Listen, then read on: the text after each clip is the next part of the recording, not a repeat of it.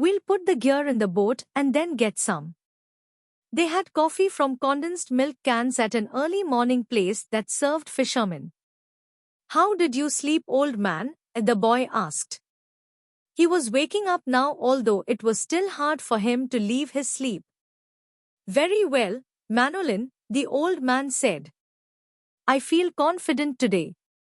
So do I, the boy said. Now I must get your sardines and mine and your fresh baits. He brings our gear himself. He never wants anyone to carry anything. We are different, the old man said. I let you carry things when you were 5 years old.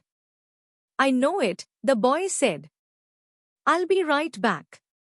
Have another coffee. We have credit here. He walked off, barefooted on the coral rocks, to the ice house where the baits were stored.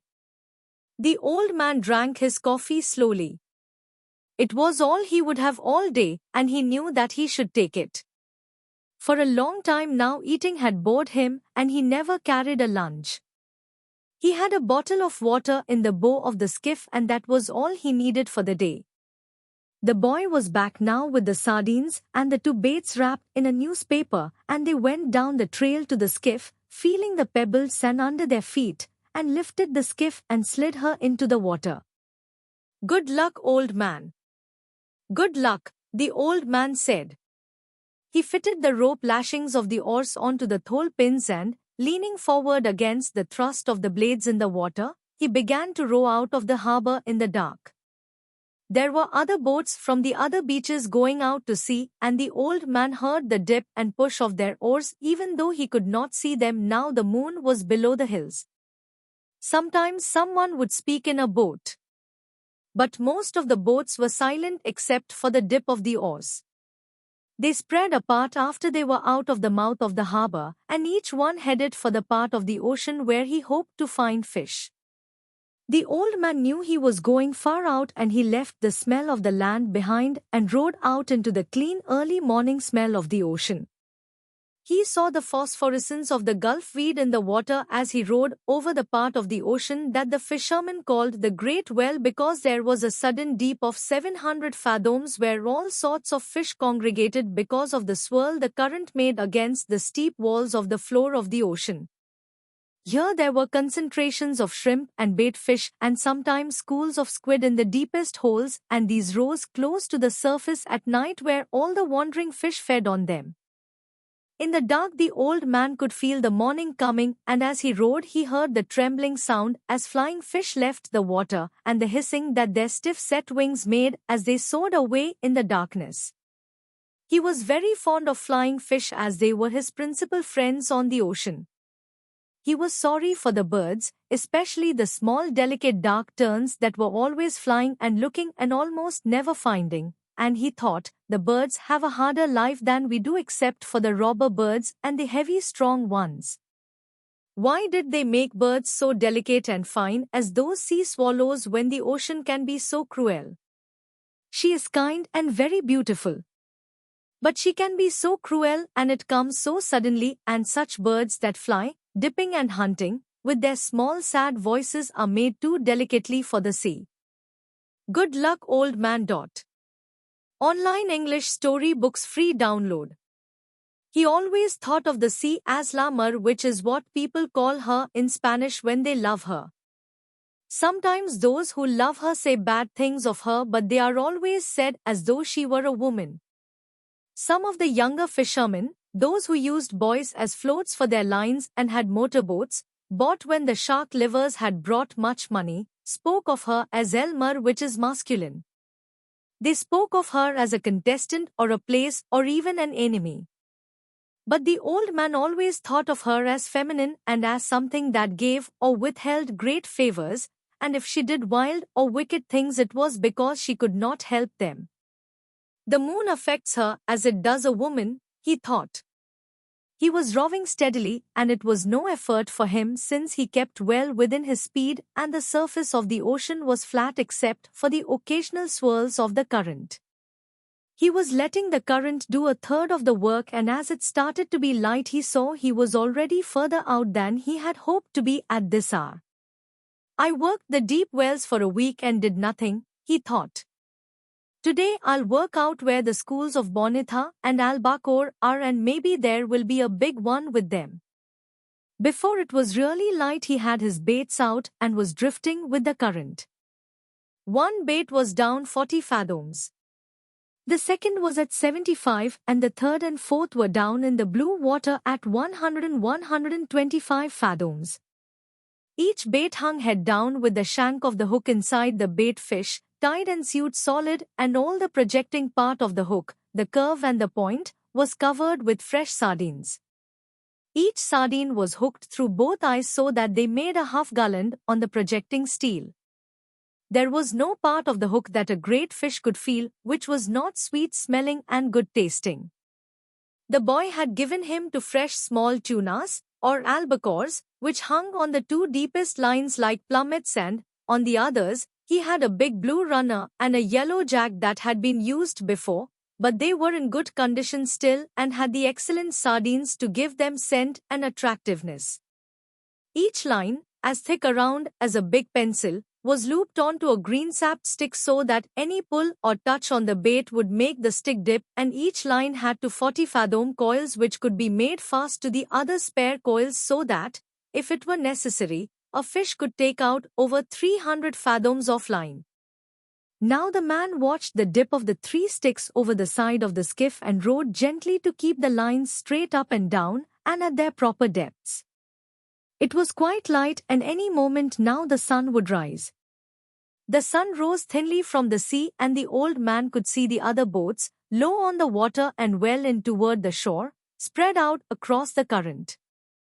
Then the sun was brighter and the glare came on the water, and then, as it rose clear, the flat sea sent it back at his eyes so that it hurt sharply and he rowed without looking into it. He looked down into the water and watched the lines that went straight down into the dark of the water. He kept them straighter than anyone did, so that at each level in the darkness of the stream there would be a bait waiting exactly where he wished it to be for any fish that swam there. Others let them drift with the current, and sometimes they were at 60 fathoms when the fisherman thought they were at 100. But, he thought, I keep them with precision. Only I have no luck any more. But who knows? Maybe today. Every day is a new day. It is better to be lucky. But I would rather be exact. Then when luck comes you are ready. The sun was 2 hours higher now, and it did not hurt his eyes so much to look into the east. There were only 3 boats in sight now, and they showed very low and far inshore. All my life the early sun has hurt my eyes, he thought. Yet they are still good. In the evening I can look straight into it without getting the blackness. It has more force in the evening too. But in the morning it is painful. Just then he saw a man-of-war bird with his long black wings circling in the sky ahead of him. He made a quick drop, slanting down on his back-swept wings, and then circled again. He's got something, the old man said aloud. He's not just looking. He rowed slowly and steadily toward where the bird was circling. He did not hurry and he kept his lines straight up and down. But he crowded the current a little so that he was still fishing correctly, though faster than he would have fished if he was not trying to use the bird. The bird went higher in the air and circled again, his wings motionless. Then he dove suddenly and the old man saw flying fish spurt out of the water and sail desperately over the surface. Dolphin, the old man said aloud. Big dolphin. He shipped his oars and brought a small line from under the bow. It had a wire leader and a medium-sized hook, and he baited it with one of the sardines. He let it go over the side and then made it fast to a ring bolt in the stern. Then he baited another line and left it coiled in the shade of the bow. He went back to rowing and to watching the long-winged blackbird who was working, now, low over the water. As he watched, the bird dipped again, slanting his wings for the dive and then swinging them wildly and ineffectually as he followed the flying fish. The old man could see the slight bulge in the water that the big dolphin raised as they followed the escaping fish. The dolphin were cutting through the water below the flight of the fish and would be in the water, driving at speed when the fish dropped. It is a big school of dolphin, he thought. They are widespread and the flying fish have little chance. The bird has no chance. The flying fish are too big for him and they go too fast. He watched the flying fish burst out again and the ineffectual movements of the bird.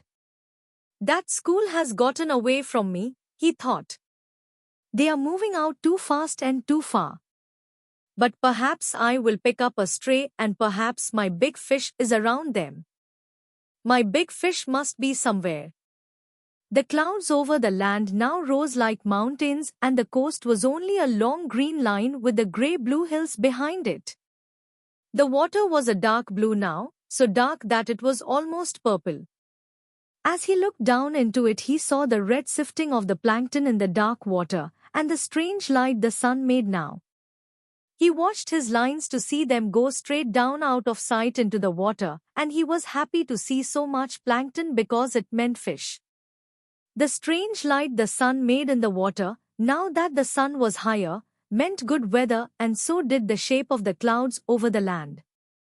But the bird was almost out of sight now, and nothing showed on the surface of the water but some patches of yellow, sun-bleached sargasso weed and the purple, formalized, iridescent, gelatinous bladder of a Portuguese man-of-war floating close beside the boat. It turned on its side and then righted itself. It floated cheerfully as a bubble with its long deadly purple filaments trailing a yard behind it in the water. "Aguya Mala," the man said. "You whore." From where he swung lightly against his oars he looked down into the water and saw the tiny fish that were colored like the trailing filaments and swam between them and under the small shade the bubble made as it drifted. They were immune to its poison. But men were not, and when some of the filaments would catch on a line and rest there slimy and purple while the old man was working a fish, he would have welts and sores on his arms and hands of the sort that poison ivy or poison oak can give. But these poisonings from the Aguya Mala came quickly and struck like a whiplash.